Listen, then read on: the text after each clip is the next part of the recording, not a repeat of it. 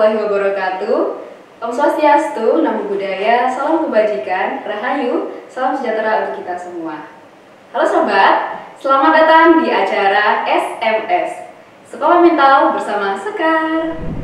Hari ini kita kedatangan bintang tamu yang sangat spesial. Jadi beliau ini dulunya pernah menggeluti di bidang kesehatan.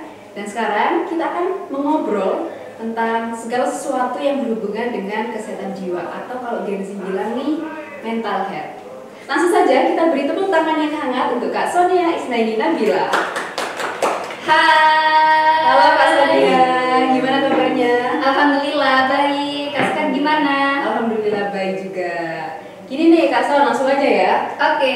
Jadi kan akhir-akhir ini lagi rame masalah tentang mental health. Nah, sebenarnya aku tuh penasaran, mental health itu apa sih gitu loh. Nah, kesehatan mental ini menjadi masalah yang belum terselesaikan ya di tengah-tengah masyarakat, baik di tingkat global maupun tingkat nasional. Oke. Nah, jadi kesehatan mental itu adalah suatu kesehatan yang berkaitan dengan emosi seseorang, jiwa seseorang, dan psikis seseorang. Contohnya apa? Nah, salah satunya itu ada trauma. Trauma yang mungkin dalam jangka waktu yang panjang tetapi tidak ada penanganan itu juga bisa menjadi faktor pemicu gangguan jiwa gitu. Kayak gitu. Terus nih Kak, kalau misalnya nih ya, ada orang yang terkena gangguan kesehatan mental, kira-kira gimana cara atau tips agar kita bisa menjaga kesehatan mental kita? Nah, di sini saya punya 3. Pertama itu kita tidak perlu mendengarkan omongan orang lain karena apa? Apa yang diomongin itu belum tentu kebenarannya. Jadi yang tahu diri kita ya kita sendiri gitu. Terus yang kedua, kita harus konsultasikan ke psikiater karena dengan di psikiater itu kita mendapatkan penanganan yang lebih baik gitu. Terus yang ketiga, kita harus berani untuk speak up. Karena dengan speak up kita bisa merasa aman. Gitu. Ya sih, apalagi kalau kita speak up tuh pasti ngerasanya ada yang dengerin. Jadi kita nggak bawa masalah kita sendirian. Iya, sih. Jadi nggak merasa terbebani. Iya, benar-benar sih. Terus nih Kak, kalau misalnya nih ya, ada orang terdekat kita yang ternyata kesehatan mentalnya terganggu. Nah, gimana kita bisa tahu tuh ciri-cirinya kayak gimana? Nah, ciri-ciri gejala gangguan mental ini saya juga punya 3.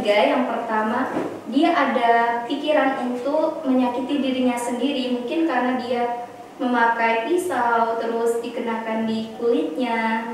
Terus yang kedua, mungkin dia mengalami ketakutan atau kekhawatiran yang berlebih. Terus yang terakhir, dia memiliki konsentrasi yang berkurang. Jadi ketika dia berinteraksi dengan seseorang, dia kurang mencerna apa yang disampaikan oleh orang itu karena kurangnya konsentrasi. Oke, sulit fokus ya. Kalau orang sulit fokus tuh berarti gampang terdistraksi nggak sih? Iya benar, karena kan tidak sepenuhnya dia mendengarkan apa yang disampaikan. Benar. Oke, aduh aku masih penasaran sih. Tapi kayaknya nggak seru kalau kita ngobrol tapi tanpa ada games. Nah, langsung aja aku mau kasih sedikit games ya. Jadi Kak Son, tolong dijawab dengan cepat ya. Oke, siap. Oke. Pertanyaan pertama. Nungguin ya. Oke, yuk.